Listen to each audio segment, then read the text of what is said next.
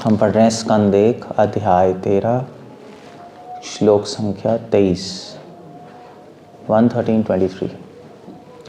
अहो महीयसी जंतो, फोन में निकालना हम निकाल सकते हैं। अहो महीयसी जंतो जीविताशा यथा भवान् भीमापवर्जितं पिंडम दत्ते ग्रहपालवत्। ओ प्राणी में जीवित रहने की कितनी प्रबल इच्छा होती है। निश्चय ही आप एक घरेलू कुत्ते की भांति रह रहे हैं और भीम द्वारा दिए गए झूठन को खा रहे हैं। इंटरेस्टिंग। देखो जरा क्या लिख रहे हैं।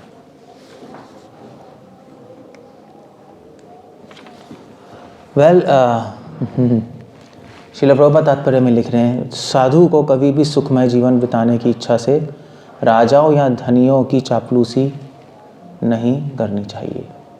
That's the take. इन जो श्लोकों में जो टीचिंग है वो ये है कि साधुओं को गुरु महाराज ने बुक लिखी है भक्ति विकास महाराज ने, speaking strongly in service of Srila Prabhupada. So speaking strongly, साधुओं को स्ट्रांग बोलना चाहिए। स्ट्रांग का मतलब क्या होता है? स्ट्रांग का मतलब ये नहीं है कि वचन मधुर नहीं है, क्योंकि मतलब भाषा मधुर होनी चाहिए मगर शब्द कड़े होने चाहिए नहीं। जैसे वो ऐड था ना पान पसंद का, बस वही है। देखिए ना, देखिए सब लोगों ने ना, मैं तुमसे शादी नहीं करूँगी, पान पसंद खाइए, मैं तुमसे शादी नहीं करूँगी। चेंज हो गया, मैसेज वही है बट टोन डिफरेंट है। सो ऐसा नहीं है कि हम लोग हमारी आवाज़ बिल्कुल कड़क है, हम गुस्सा करके बोल रहे हैं, नहीं, हम नॉर्मली बोल रहे हैं बट एक सही मैसेज है। विदुर जी ने मतलब this is too much, I mean to say, Dhritarashtra है, सब लोग हैं, रात सभा में विदुर जी बोल रहे हैं, जंतोर जीविता आशय था भगवान, जीविता आशय था भगवान। अहो महीयसी जंतो, जंतु कह रहे हैं उनको, कुत्ते की तरह ही कह रहे हैं ना। पिंडम दत्ते गृहपालवान, जैसे घर में कुत्ते को गृहपालवान, जैसे घर में कुत्ते को रखते हैं, पालते हैं, और पिंडम दत्ते, और भोजन देते हैं उसको। ऐसे ही वो कह रहे हैं कि भी आप भी कुत्ते की तरह यहाँ पड़े हो राज्य में, आपके सारे पुत्र मर गए, सब कुछ खत्म हो गया और आपकी कोई पावर भी नहीं है अब एज सच, और आप यहाँ पे पड़े हुए और जैसे कुत्ते को खाना डालते हैं ऐसे बस खाना खा रहे हो और पड़े हुए। नाउ दैट्स बहुत कटु वचन है, नहीं? यही है, महाराज ने ही लिखा है स्ट्रांगली स्पीकिंग में कि वचन कि दूसरों को, हरि भक्ति विलास में एक श्लोक आता है कि प्रियम ब्रूयात, कि हमेशा प्रिय बोलना चाहिए, नहीं? गीता में भी कृष्णा कह रहे हैं ना, क्या है, अनुद्वेग करम वाक्यम सत्यम प्रियम हितम जगत, प्रिय बोलना चाहिए। बट हरि भक्ति विलास में एक और श्लोक आता है कि अगर उस प्रिय बोलने से किसी का कल्याण नहीं हो रहा और अगर प्रिय और सत्य में चूज करना है तो सत्य बोलना चाहिए। अब ये जो बोला है विदुर जी ने धृतराष्ट्र को, ये कोई प्रिय तो लग नहीं रहा। आप जाके सबके सामने बोलो कि आप कुत्ते की तरह बैठे हो यहाँ पर, कहाँ प्रिय लगेगा? ये तो कान में से खून आ जाएगा सुन के। सो बट स्टिल सच है, उन्होंने बोला। तभी कह रहे हैं साधु को कभी भी सुखमय जीवन बिताने की इच्छा से राजाओं या धनियों की चापलूसी नहीं करनी चाहिए। चैतन्य महाप्रभु भी यहाँ जगन्नाथपुरी में थे तो चैतन्य महाप्रभु को सब डिवोटीज कह रहे थे कि प्रताप रुद्र राजा है, आपके बहुत बड़े डिवोटी हैं, आप प्लीज उनसे मिलिए। तो वो महाप्रभु ने कहा कि मैं जाऊंगा राजा से मिलने, सन्यासी? लोग क्या कहेंगे? राजा तो भोगी होता है, चाहे डिवोटी है, फिर भी भोगी तो भोग विलास में तो जी रहे हैं, और लोग कहेंगे सन्यासी राजा से मिलने के कह रहे हैं, व्हाट नॉनसेंस, क्या बकवास है, तो इतनी निंदा होगी। सो इसलिए डिवोटीज़ जो हैं, एटलीस्ट हमारे प्रैक्टिकली डिवोटीज़ जो हैं, हम लोग जाते हैं लोगों के घर और प्रोग्राम्स करते हैं, या हम लोग नहीं हाउस प्रोग्राम्स तो करते ही हैं, तो हमें मैसेज देना चाहिए। ज़रूरी नहीं हम मैसेज कटु तरीके से दें, वो मैसेज प्रिय तरीके से भी दे सकते हैं, वो कला है, वो कला है। जैसे मैं अमेरिका में था, तो अमेरिका में मैं लेक्चर दे रहा था, तो मैंने कहा देखो भाई, हम लोग अपनी लाइफ ऐसे जी रहे हैं जैसे कि सिर्फ पैसे के पीछे हैं, इधर उधर भागते जा रहे हैं, कुछ सोच भी नहीं रहा लाइफ का एम क्या है, ये क्या है। तो मैंने कहा फिर ये ऐसी लाइफ कौन जीता है? खाना पीना सोना, है ना, आहार निद्रा मैथुन, कौन जीता है? तो सबने बोला एनिमल्स। तो मैंने कहा यस, तो आप लोग कौन हो? तो खुद उन्होंने बोला, मैं तो नहीं बोल रहा। सो तरीका ये है, अगर आपको एक मैसेज देना है, जैसे ऐसा कि आप कुत्ते की तरह जी रहे हैं, तो इन्होंने डायरेक्टली नहीं बोला, सीधा पहला डायलॉग ये नहीं है, पहले पूरा उन्होंने एक्सप्लेन किया, लॉजिकली फिलोसफिकली एस्टैब्लिश किया। आप पहले पढ़ो कि गृहस्थ लोग क्या करते हैं, मतलब जो ऑर्डिनरी लोग हैं कैसे टाइम वेस्ट करते हैं, कैसे जीवन चलता है, और फिर उन्होंने लास्ट डायलॉग बोलोगे तो हजम होगा नहीं। आप पहले ही बोल दोगे, पहले स्टेटमेंट आप बोलो, हम नमः भगवते वासुदेवाय, आप सब कुत्ते बिल्ली की तरह जी रहे हैं, फिर तो कहेंगे सर भागो यहाँ से। आपको पहले समझाना, पहले बेसिस बनाना पड़ेगा। तो स्ट्रांगली स्पीकिंग में मतलब हम लोग मैसेज देते हैं, मैसेज ज़रूरी नहीं है कि हम तू तड़ाक करके दें, मैसेज हम सी से दे सकते हैं, फिलॉसफिकली दे सकते हैं। फिलॉसफिकली मैसेज देंगे तो वो सही मैसेज है, वो स्ट्रांगली स्पीकिंग में आ जाएगा। नहीं क्लियर हो गया? तो विदुर जी भी ऐसे ही हैं, मतलब विदुर जी ने प्रैक्टिकली गाली दे दी, क्या पालतू कुत्ते की तरह पड़े, गाली हो गई, और क्या हुआ। साधु को चाहिए कि वह गृहस्थों से जीवन के कटु सत्य के बारे में बताए। यू सी, गृहम अंधम कूपम, गृहस्थ लाइफ अंधा कुआं है। अंधा कुआं क्यों है? क्योंकि गृहस्थ लाइफ में लोग रहते हैं। अंधा कुआं क्यों है? क्योंकि एक बार कुएं में गिर जाओ आप तो बाहर नहीं आ सकते, है ना, बिना सपोर्ट के नहीं आ सकते आप। कुएं में कोई गिरा है यहाँ पे? असली कुएं में गिरा है कोई? अभी आपको लग नहीं रहा आप कुएं में हो, तभी तो खुश हो। सब गिरे हुए हैं क्या है? लाइफ ऐसे नहीं चल रही, लाइफ तो चल रही है, हम आसमान में बैठे हैं। असली कुआं वैसे देखा है किसी ने? असली कुआं देखा है? इट्स वेरी डीप, और मतलब एक बार गिर जाओ तो हो सकता है मर भी जाओ, क्योंकि अंदर गैसेस भी होती है। नहीं ऐसे नहीं है कि डूब के मरोगे, पानी भी ना तब भी मर सकते हो, अंदर हाइड्रोजन सल्फाइड और पॉइजनस गैसेस होती है नीचे कुएं में, सांप भी होते हैं, और अंधेरा भी, कुछ नहीं दिखाई देगा, मरना ही है वहाँ। तो फिर क्या करोगे आप? कोई नहीं आया तो मरना ही है।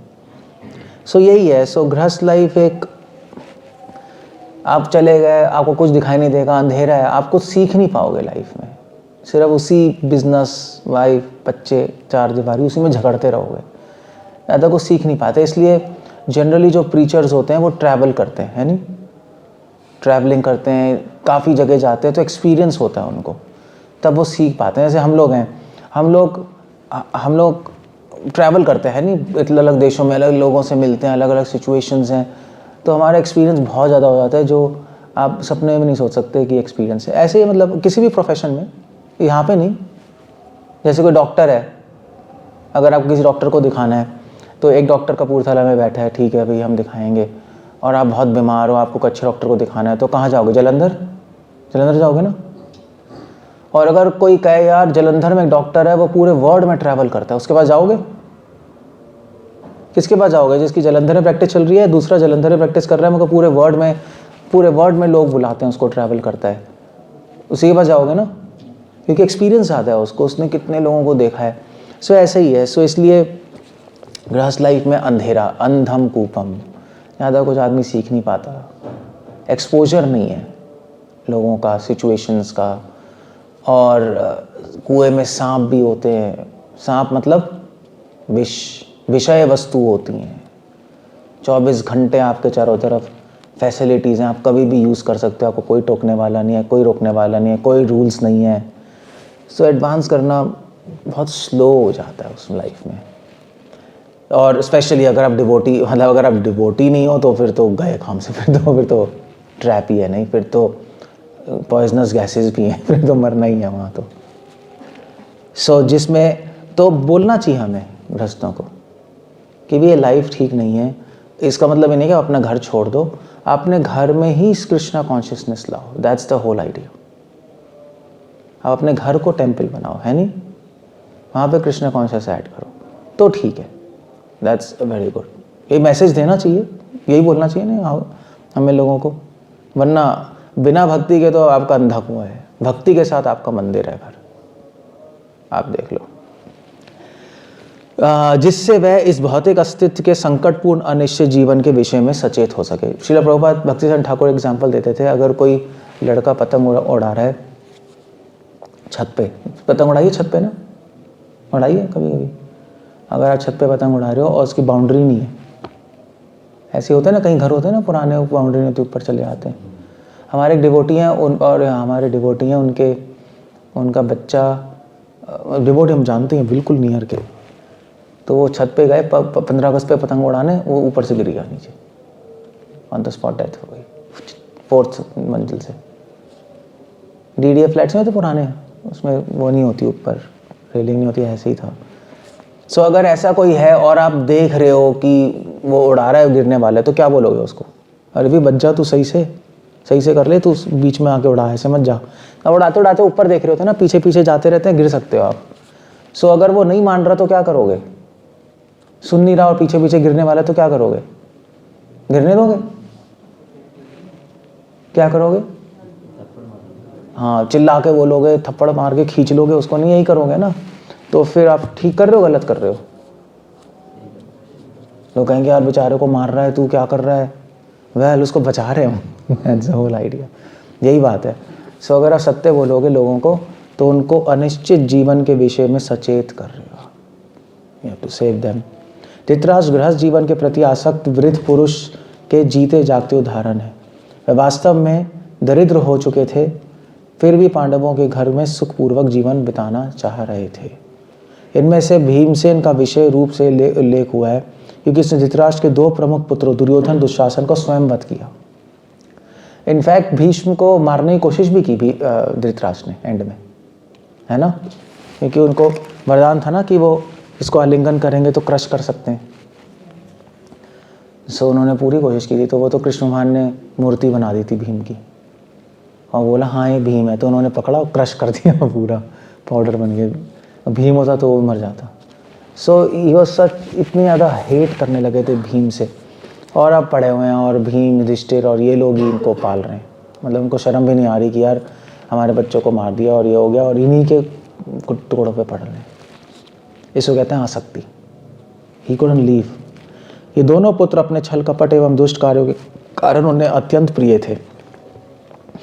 भीमसेन का विशेष उल्लेख इसलिए हुआ है क्योंकि उसने इन दोनों प्रिय पुत्रों को मारा था। तो धृतराष्ट्र पांडवों के घर में क्या कर रहे थे? क्वेश्चन है नहीं, मतलब जिसने आपके पुत्रों को मार दिया, आप उसी घर में रह रहे हो। ऐसा कौन होता है? ये 100 पुत्रों को मार दिया, भाड़ में जाओ, मैं जा रहा हूँ, तुम्हारी शक्ल भी नहीं देखना था, यही होगा ना, जिंदगी में तेरी शक्ल नहीं देखूंगा, नहीं, या तो दैट्स नॉर्मल रिस्पॉन्स। मगर ये तो अजीब सा ही है। क्योंकि क्यों कह रहे थे? क्योंकि सारा अपमान सहकर भी बस सुखपूर्वक जीवन बिताना चाह रहे थे। That's the whole idea. उनको फैसिलिटीज चाहिए थी, प्रेस्टिज नहीं छोड़ सकते थे। मैं राजा हूं, एक बार इनका चस्का लग जाए, धन जन सुंदरी कविता, पैसे की इंटॉक्सिकेशन कहते हैं, इंटॉक्सिकेशन। शराब की लत तो पड़ती है, शराब का नशा चढ़ता है, पैसे का नशा भी चढ़ता है, चढ़ता है नहीं चढ़ता है? और कभी जन्म फॉलोअर्स का नशा, प्रेस्टेज का नशा, मैं इतना बड़ा हूँ, समाज में मेरे बारे में लोग बोल रहे हैं, मैं रिस्पेक्टेबल हूँ, इसका नशा भी चढ़ जाता है। सुंदरी फीमेल्स, इसका नशा चढ़ाता है। कविता, नॉलेज का, आई एम इंटेलिजेंट, मेरे को सब जानते हैं, मैं ये हूँ, मैं वो, मैंने किताबें लिखी हैं, जो भी है, ये सब इंटॉक्सिकेटिंग, इसके नशे चढ़ जाते हैं। सो धृतराष्ट्र पे भी ये पूरा नशा चढ़ा था कि वॉज अ किंग, प्रेस्टिज, धन तो था ही, और इतने सारे, और मतलब आई मीन टू से लोग कहते थे बड़े इंटेलिजेंट हैं, राजा हैं हमारे, नहीं सब कुछ होगा ही होगा डेफिनेटली, तो छोड़ नहीं पा रहे थे वो। और इससे हमें ये भी सीखने को मिलता है कि विदुर जी ने जब बोला इनको, इन्होंने छोड़ दिया। तो छोड़ने के लिए ना, कुछ चीज़ छोड़ने के लिए हमेशा साधुओं का संग चाहिए, वरना छोड़ नहीं। आप सोचो, धृतराष्ट्र ने कई बार सोचा मैं छोड़ दूंगा, फिर भी नहीं छोड़ पा रहे थे। ऐसे लोहा कितना ही गर्म करो टूटेगा नहीं, हथौड़ा तो मारना ही पड़ेगा। गर्म करते करते करते नहीं टूटता, वो पूरा लाल हो जाएगा, टूटेगा नहीं, ऐसे ही रहेगा, हथौड़ा मारोगे अब टूटेगा। तो साधु संग के बिना आसक्तियां नहीं कट सकती, आप कितनी कोशिश कर लो, छूटेंगी नहीं चीजें। और साधुओं के वचनों से आसक्तियां टूट जाती हैं। अतः विदुर को आश्चर्य हो रहा था कि जीवित रहने की आशा कितनी प्रबल होती है। यह जीवित आशा सूचित करती है कि जीव शाश्वत है और अपने शारीरिक निवास स्थान को बदलना नहीं चाहता। प्रभुपाद एक नेक्स्ट पॉइंट ला रहा है, वेदांत सूत्र में लिखा है कि हमें जीने की आशा क्यों है। ये एक बहुत बड़ा पॉइंट है। हम मरना क्यों नहीं चाहते? कौन मरना चाहते हैं? पर कोई मरना चाहते हैं? नहीं ना? आया ना? क्यों भाई, क्यों नहीं मरना चाहते? वेदांत सूत्र उठा रही है ये क्वेश्चन चौथे अध्याय में। हम क्यों नहीं मरना चाहते? बल्कि हम नहीं, इस पृथ्वी पे आप कोई ऐसा व्यक्ति लाओ जो मरना चाहता है, एक्सेप्ट आई मीन टू से जो डिप्रेस्ड और सुसाइड करना चाहते हैं, वो तो अब नॉर्मल केसेस हैं। एक नॉर्मल व्यक्ति इस पृथ्वी पे कोई ढूंढ के आओ जो मरना चाहता है, कोई नहीं है नहीं। एक जानवर ढूंढ के ले आओ जो मरना चाहता है। इंसान में तो चलो फिर भी मिल जाएंगे डिप्रेस लोग, जानवरों में कोई जानवर नहीं मिलेगा जो मरना चाहेगा। सबको अपने प्राण प्रिय। क्यों ऐसा क्यों है? क्योंकि इसलिए है क्योंकि हम लोग आत्मा है और आत्मा अमर होती है। इसलिए नेचुरल रिस्पॉन्स हमारा है कि मरना नहीं चाहते, क्योंकि ऑलरेडी हम अमर हैं अंदर। शरीर मरता है, आत्मा नहीं मरती, क्योंकि हम आत्मा है इसलिए हम मरना नहीं चाहते। अगर हम शरीर होते तो फिर हम मरना चाहते थे। क्लियर हो गया? सो श्रील प्रभुपाद यही ला रहे हैं, मूर्ख व्यक्ति यह नहीं जानता कि उसे शरीर सीमित अवधि के लिए बंदी के रूप में बिताने के लिए मिला है। मनुष्य शरीर तो अनेकानेक जन्मांतरों के बाद मिलता है, जो भगवत धाम वापस जाने के लिए आत्म साक्षात्कार सुअस्वर होता है। लेकिन धृतराष्ट्र जैसे व्यक्ति लाभ सहित सुखी रहकर जीवित रहने की योजनाएं बनाते हैं, क्योंकि उन्हें असली रूप में ज्ञान नहीं होता। धृतराष्ट्र अंधे थे, लोग अंधे हैं, और जीवन की समस्त विषमताओं के बीच वह सुखपूर्वक जीवित रहने की आशा लगाए हुए थे। ऐसे ही बस ये लोग हैं। धृतराष्ट्र का मतलब होता है, धृत मतलब समझते हो? धृत कैसे होता है? जिसने पकड़ा हुआ है पूरी तरह, है ना? धृत है, हाँ, धरन, हाँ, मतलब हाँ, स्ट्रांगली पकड़ी हुई है किसी चीज, चिपके हुए हैं, जो अपने राष्ट्र से चिपके हुए हैं, उनको धृतराष्ट्र कहते हैं। इस संसार के सारे लोग धृतराष्ट्र ही हैं। किसी का राष्ट्र छोटा घर है, किसी का राष्ट्र बड़ा घर है, किसी का राष्ट्र पूरा बिजनेस एम्पायर है। ऐसे ही है ना, अपने अपने राष्ट्र, उनके अपने अपने सीमा है, उससे धृत से, और सब अंधे हैं। सबको लग रहा है बस यही है लाइफ। विदुर जैसे साधु ऐसे अंधे व्यक्तियों को सावधान करने के लिए तथा शाश्वत जीवन बिताने के लिए भगवत धाम जाने में सहायता करने के लिए होते हैं। एक बार वहां जाकर कोई इस दुखमय संसार में वापस नहीं आना चाहता। अतएव हम सोच सकते हैं कि महात्मा विदुर जैसे साधु पुरुषों को कितना उत्तरदायित्वपूर्ण कार्य करने के लिए सौंपा जाता है। ये प्रीचिंग है। प्रीचिंग एक रिस्पॉन्सिबल वर्क है। प्रीचिंग कोई ऐसा नहीं है कि हम यहाँ पर प्रचार कर रहे हैं और यहाँ पे कुछ बम फोड़ देंगे या हमें उससे आगे निकलना है, इससे आगे निकलना है, ऐसा कुछ नहीं है। प्रीचिंग रिस्पॉन्सिबल वर्क है। किसके प्रति रिस्पॉन्सिबिलिटी है हमारी? इस समाज के प्रति, इस पृथ्वी के प्रति रिस्पॉन्सिबिलिटी है, मनुष्य समाज के प्रति, कि हम लोग जितने लोगों को हम कृष्णा कॉन्शियस दे सकते हैं दे, बाकी तो चलो जिसकी किस्मत है, जो जिस सर्कमस्टांस में है, क्या करेंगे। एटलीस्ट अगर हम लोगों को भक्त नहीं बना पाए तो भक्त बनने की अपॉर्चुनिटी ज़रूर देनी चाहिए, अवसर तो देने चाहिए ना। भी एटलीस्ट यहाँ कबूरथला में मंदिर है तो सबको पता है मंदिर है, तो एक अवसर तो है, अगर वो करना चाहे तो कोई ऑप्शन तो है, कोई प्लेस तो है जहाँ जा सकता है। और आप प्रीचिंग कर रहे हो, लोगों को पता है हरे कृष्णा वाले, हाँ ठीक है, कभी किसी को कुछ जानना होगा तो ठीक है ये जगह है, ओके ये लोग हैं। सो एटलीस्ट अपॉर्चुनिटी ज़रूर देनी चाहिए लोगों को, एक चैनल ज़रूर देना चाहिए कि भी जहाँ पे कांटेक्ट कर पाएँ और उनको पता हो ये लोग हैं और अच्छे लोग हैं और हम इसको सीख सकते हैं। एटलीस्ट ये इतना हमारा रिस्पॉन्सिबिलिटी उत्तरदायित्व है हम लोगों का। सो तो इसको इंग्लिश में बोलते हैं फैसिलिटेट करते हैं हम। सो ये प्रीचिंग है बस, और कुछ नहीं है। सो प्रीचिंग में आप सही मैसेज दो और लोगों को एटलीस्ट ये अवसर दो कि भी ऐसा भी मैसेज होता है, अगर आपको सीखना है तो हम बैठें, ये मैसेज है। आपको नहीं सीखना तो फिर आपकी मर्ज़ी है, वो तो चलो क्या करेंगे। बट उत्तम अधिकारी क्या होता है, उत्तम अधिकारी स्कीम्स बनाता है कि जो सीखना नहीं चाहते उनको भी कैसे लाएं, वो एक बेस्ट प्रीचर है। So of course I mean to say Dhritarashtra को विदुर जी छोड़ भी सकते थे, छोड़ो भाड़ में जाए, नहीं ये बूढ़ा अंधा क्या पागल दिमाग ख़राब हो गया है, निकलते हैं अपने रास्ते। विदुर जी ने कहा नहीं हम मुझे पूरी कोशिश करनी चाहिए इनको बचाने की, पूरी स्कीम्स बना रहे हैं और रिस्क भी ले लिया इन्होंने। स्कीम्स ही नहीं बनाते, रिस्क भी लिया इन्होंने। रात सभा में बोल दिया, हो सकता है धृतराष्ट्र कैसे इसको बंदी बना लो, ये भी हो सकता था। He was not afraid, he just spoke. So उत्तम अधिकारी जो एडवांस डिवोटी होते हैं वो सिर्फ वो सिर्फ रिस्पॉन्सिबल नहीं होते। रिस्पॉन्सिबिलिटी का मतलब क्या है कि वो सिर्फ अवसर नहीं देते प्रीचिंग का लोगों को, बट रिस्क भी लेते हैं। जो लोग नहीं आना चाहते उनको लाने के लिए, उसके लिए प्लान्स बनाते हैं। श्रील प्रभुपाद ऐसे ही थे, नहीं प्लान्स बनाते हैं। चैतन्य महाप्रभु भी ऐसे, चैतन्य महाप्रभु ने संन्यास लिया ही इसलिए था। वैसे तो निमाय पंडित की तरह वो अपना कीर्तन कर रहे थे, लोग आ रहे थे, है ना, और सबको पता था कीर्तन करते हैं, लोगों को पता ही था कीर्तन पार्टी में ज्वाइन करना है, इनका चले जाओ, ये कीर्तन कर ही रहे हैं श्रीवास ठाकुर के आंगन में, वैसे करते रहते हैं। तो अवसर तो था ही, बट महाप्रभु ने सोचा कि नदियाँ में बहुत सारे लोग मेरी निंदा भी करते हैं। निमाय पंडित को बोलते थे पागल हो गया है, जब से इसके पापा मरे हैं जगन्नाथ मिश्रा, तब से, और इसके भाई भी सन्यासी हो गया, तो ये पूरा इंडिपेंडेंट हो गया है और फिर अब कमाता भी नहीं और अपना क्या कीर्तन करता रहता है, इसका दिमाग सटिया गया, इतना इंटेलिजेंट था, बर्बाद कर ली इसने अपनी लाइफ और अपनी माँ की भी। मतलब ऐसे ही बोलते थे चैतन्य भागवत में, बोलते हैं चैतन्य भागवत में आता है। तो मैं तो महाप्रभु ने सोचा कि मेरी निंदा कर रहे हैं, इनको कैसे बचाऊँ मैं, ये तो नर चले जाए, मैं जिसके लिए मैं उद्धार करने हुए नर जा रहे हैं निंदा कर करके वैष्णवों की। तो महाप्रभु ने कहा मैं संन्यास लूँगा। तो संन्यास लेने के बाद जब आए दोबारा शांतिपुर, तो सारे लोग फिर आए, अरे निमाय ने संन्यास ले लिया, हम तो सोचते थे पागल हो गया है, इरिस्पॉन्सिबल है, इतना महान निकला ये नहीं, और अपने माँ और वाइफ को भी, यंग वाइफ को छोड़ दिया, कितना महान है, माफ़ी मांगते हैं इससे जाकर। सबने माफ़ी मांगी और फिर वो बच गए। So that was a whole idea. So devotees, हमें प्रीचिंग का मतलब यही है। प्रीचिंग मतलब क्या है, रिस्पॉन्सिबिलिटी।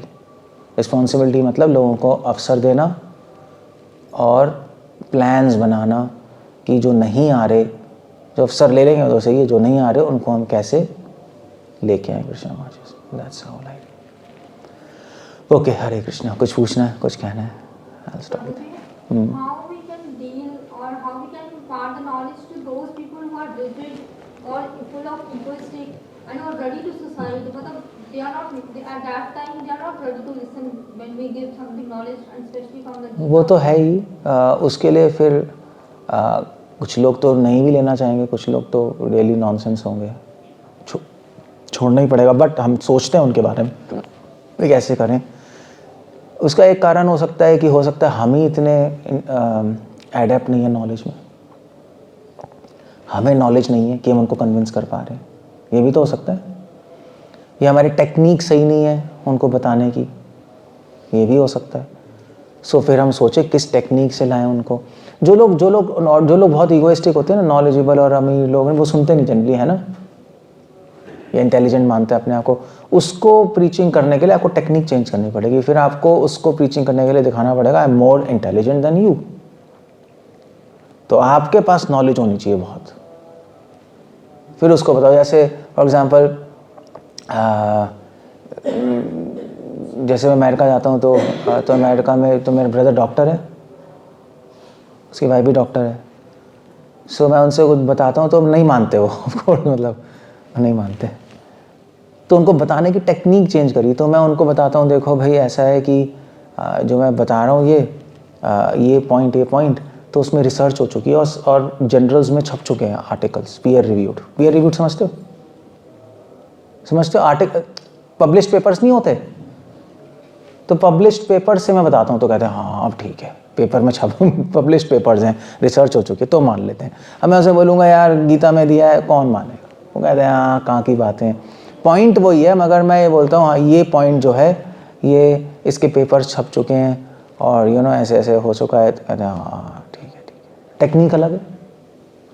अब आप उनको साइंटिफिकली प्रेजेंट करो मानेंगे, अब उनको कहो तुम आत्मा और शरीर ने, कौन सुने, पागल लोग हैं, दिमाग खराब है, आत्मा शरीर बचपन से सुनते आ रहे हैं, दिमाग आउट है। हम ऐसे थोड़े ना बोलते हैं, हम बोलते हैं वेल एक कॉन्शियसनेस एग्जिस्ट करती है बियॉन्ड बॉडी, बात वही है, टर्म्स अलग है। कहते हैं ओके यार कॉन्शियसनेस तो कैसे एग्जिस्ट करती है, क्योंकि कृष्णा कह रहे हैं देहो न स्मृता देह, कोई वो नहीं मानेंगे क्योंकि क्वांटम फिजिक्स कह रही है पॉसिबल है। तो साइंटिस्ट से बात करेंगे ऐसे ही तो करेंगे, हाँ वो तो कहेगा हाँ अब ठीक है क्वांटम फिजिक्स कह रही है, तो गीता कह रही तो नहीं मानेंगे। सो टेक्निक्स होती हैं अलग अलग लोगों को। अब कपूरथला में कोई आदमी बोले क्वांटम फिजिक्स कह रही है, क्या है पागल है क्या, उसको तो बोलेंगे गीता कह रही है, शास्त्र कह रहे हैं, तो डिफरेंस है। यूथ्स को प्रीचिंग करो, यूथ्स को थोड़े ना बोलोगे आप पहली बार में गीता कह रही है, जो दिल्ली वाले और वैसे ही यूथ्स है, कपूरथला वाले यूथ्स को तो बोल दोगे, करतारपुर से भी यहाँ पे करतारपुर वाले यूथ्स को भी बोल दोगे आप यहाँ गीता कह रही है मान लेंगे, दिल्ली वाले यूथ्स का मानेंगे।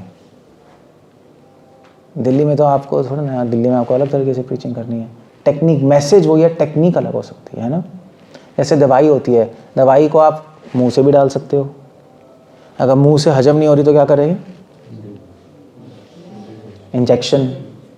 बूढ़े लोगों को इंजेक्शन नहीं लगा सकते, उनकी वेन्स नहीं मिलती, बिल्कुल अंदर होती हैं, तो फिर उनके लिए फिर वही दवाई आप तो इनिमा से भी दे सकते हो नेचुरोथेरेपी में, बस्ती, या उसको या स्किन से दे सकते हो ऑयल्स लगाकर।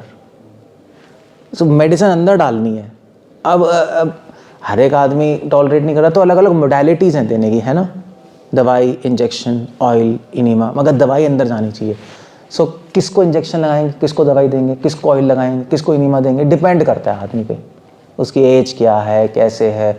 अगर बिल्कुल छोटा बच्चा है, अभी पैदा हुआ है, दो दिन का, उसको क्या करोगे आप, इंजेक्शन लगाओगे? वो इंजेक्शन लगाएंगे तो इतना सॉफ्ट है और इतना छोटा सा बच्चा है, तो इंजेक्शन की सुई इतनी बड़ी होती है, वो क्या होगा। तो उनको फिर बच्चों को फिर उनकी मोडालिटी अलग होती है, मेडिसिन उनके वैसे भी बहुत जल्दी एब्जॉर्ब करेंगे ना, अभी पैदा हुआ है, तो स्किन पे लगा देते हैं हम ऑयल्स, या ट्रांसडर्मल पैचेस होते हैं वो लगा देते हैं। बहुत सारी मेडिसिन आपका यार, इतनी सारी चीज़ें, क्या इंजेक्शन है, दवाई है, ट्रांसडर्मल पैचेस हैं, इनिमा है, ऑयल्स हैं, ये सब क्या हो रहा है। वेल सारे बात की बात है, दवाई उसके अंदर डालनी है, समझ गए, बस। तो यही है। तो हो सकता है वो नहीं मान रहे तो आपकी टेक्निक गलत है, आप टेक्निक चेंज करो, सोचो कैसे करना है, मानेंगे क्यों नहीं मानेंगे, है ना। अब आप उसी पे अटके हो, साले तू मान रहा है, नहीं मान रहा, गीता कह रही है, तुझे समझ ही नहीं आ रहा, तू सन की है, ऐसे ऐसे करते हैं ना हम लोग, तू पागल है, तू तो गंद है, तू तो असुर है, ऐसे ही होते हैं लोग।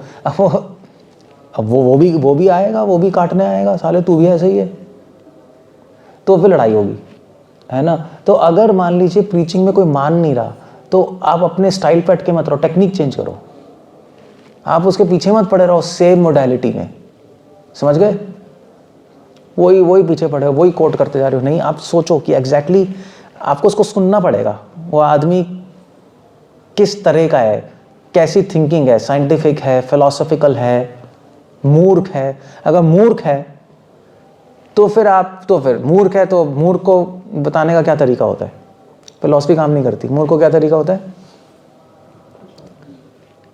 चापलूसी।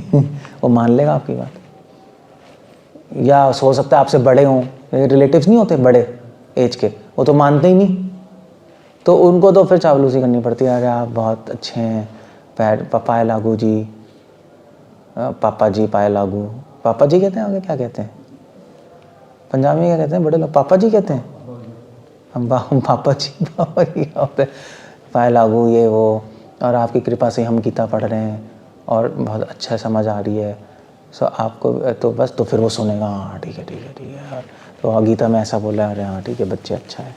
तो ऐसे ही है बस, टेक्निक्स सोचनी पड़ती है, पॉसिबल तो है ना, दैट्स अ होल आइडिया, और कुछ नहीं है। ओके, सो वी लेना दे, जैसे श्लोक हम बोलते हैं प्रीचिंग में, बोलते हैं श्लोक कोट करते हैं, मगर हम जब एजुकेटेड फोरम्स में होते हैं तो श्लोक कोट नहीं करते ज़्यादा, क्योंकि श्लोक कोट करेंगे धकियानुसी बातें बोल रहे हैं शास्त्रों से। अगर आप साइंटिस्ट उसमें वहाँ पे एक फोरम में हो तो मैं श्लोक कोट नहीं करता, कहेंगे ये भी पुरानी बातें श्लोक वाले वेद वाले आ गए, हम वो नहीं करते, हम उनको लॉजिकली बताते हैं। हम श्लोक कोट कर सकते हैं दिखाने के लिए, हमें संस्कृत भी आती है, वो दिखाने के लिए यार श्लोक इसलिए कोट नहीं कर रहे, वो दिखा यार संस्कृत भी आती है और साइंस भी आती है, और फिर तो माननी पड़ेगी इनकी बात, नहीं वो ऐसे ही है that's all, you have to see, and समझ गया ना, technique people will accept. Prabodhananda Saraswati की टेक्निक प्रभुपाद कोट कर रहे हैं, प्रबोधानंद सरस्वती कह रहे हैं कि आप बहुत इंटेलिजेंट हैं, बहुत बुद्धिमान हैं, मगर थोड़े टाइम के लिए अपनी इंटेलिजेंस वहाँ डस्टबिन में डाल दीजिए और फिर सुनिए मेरी बात। एक टेक्निक ये भी है। सो इट डिपेंड्स, फिर भी शायद कुछ लोग नहीं सुने, बट हमें मैक्सिमम ट्राई करना, एटलीस्ट हम ये पॉइंट तो सीखें, हमें टेक्निक चेंज करनी है। अब जो औरतें, अब माता जी का प्रोग्राम है, मान लीजिए हम डिफरेंट तरीके से बोलेंगे, है ना, ऐसे अगर सिर्फ माता जी बैठी हैं, हम करतारपुर गए, वहाँ पे सिर्फ औरतें भर गई फॉर एग्जांपल, तो क्या लेक्चर दूंगा मैं वेदांत सूत्र पे दूंगा? पागल हूँ क्या मैं? उनकी बुद्धि में तो कुछ घुसना नहीं है।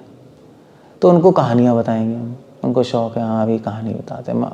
फीमेल्स अच्छा लगता है ना कहानी वानी सुनना, तो ओल्ड फीमेल्स होंगी तो कहानी बता के कोई मैसेज दे के आएंगे। अगर यूथ्स बैठे हैं वो अलग चीज़ है, फिर तो उनको हम जोक्स और कुछ इंटरेस्टिंग चीज़ें बताएंगे, हाँ गूगल और एप्पल और ये वो है ना, ठीक है बाइक्स। और बिज़नेस कम्युनिटी बैठी है तो उनको बिज़नेस के स्टाइल में बताएंगे, बस ऐसे ही है। बट मैसेज चेंज नहीं करते हम, मैं नहीं बोलेंगे तो अपना बिज़नेस बढ़ा लो, that's not the point. Message वही है, तो महात्मा हो, शरीर नहीं हो, कृष्ण भगवान है, टाइम वेस्ट मत करो। It's boil down to that ना, हरे कृष्ण करो, बट मोडालिटी से लगे, ठीक है ना। Okay, so will end up there. कुछ पूछना, कुछ कहना है, अदरवाइज खत्म करते हैं। हरे कृष्ण, श्रील प्रभुपाद की जय।